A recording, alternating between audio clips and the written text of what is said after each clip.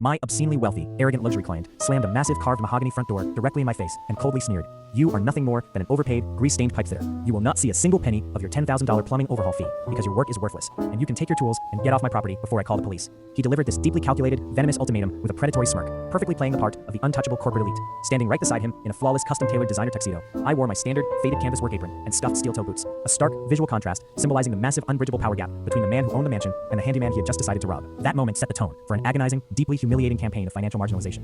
Throughout the entire massive plumbing overhaul, my client and his sycophantic guests treated me like an invisible nuisance. Whenever he hurled a fresh insult or threatened to withhold my payment for minor timeline adjustments, his inner circle of wealthy socialites never looked up from their smartphones, smirking into their champagne glasses while participating entirely in my public degradation. I was the designated pariah, forced to work in suffocating, cramped crawl spaces while they laughed just out of earshot. But the true cruelty wasn't just his verbal abuse. It was his calculated, premeditated theft of my labor.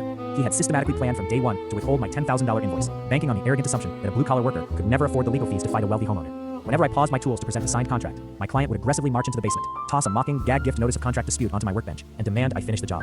He was actively trying to force me to surrender my wages, using his tyrannical authority to ensure I remained isolated, exploited, and completely powerless against his financial scam. I did not argue with his insults, nor did I react to his humiliating threats. I simply swallowed my rage, gave him a cold, obedient nod, and buried myself deeper into the grueling, brutal technical labor of tying into the mansion's main sewage line.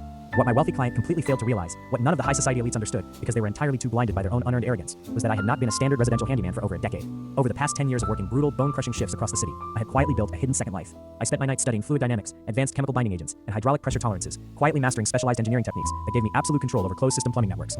While he was busy planning his multi-thousand-dollar high-society gala to flaunt his stolen wealth, I was secretly fabricating a precision-engineered, slow-dissolving, structural sugar plug, calibrated to erode under exact water pressure over a precise 72-hour window. I was playing the part of the obedient, cheated worker, while secretly positioning myself with the exact technical power needed to completely shatter his pristine world. The trap snapped violently shut the exact moment his elite, black-tie charity gala reached its peak attendance inside the sprawling, brightly lit mansion. I had carefully installed the compressed sugar plug deep inside the main residential sewage stack during the final hours of the overhaul. Timing its chemical erosion rate to match the exact hour, hundreds of high society guests began utilizing the home's plumbing system simultaneously.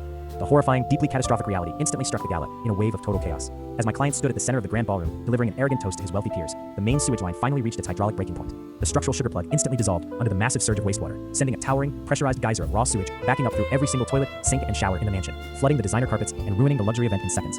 My client's face completely drained of all color, going stark white as a sheet, and his voice cracked in absolute, breathless panic as his terrified guests screamed and fled the flooded estate in designer evening wear. Without a word, I stood across the street in the shadows, pulling my encrypted diagnostic tablet from my canvas bag to watch his multi-million-dollar social empire literally drown in its own filth. I didn't yell, I didn't gloat, and I didn't answer his frantic, ruined phone calls screaming for emergency plumbing repairs. I calmly packed up my specialized diagnostic gear, walked to my work truck into the quiet night air, and returned the next morning to my quiet life of wearing my apron and opening my workshop. Watching a thief lose his dignity over a dissolved sugar plug was the ultimate vindication. But I have to ask you, was I wrong for engineering a delayed sewage backup to collect my $10,000 in property damage costs? Or did he entirely deserve to have his high society gala ruined for trying to rob a blue-collar worker? Drop your verdict in the comments. Like, comment, and subscribe.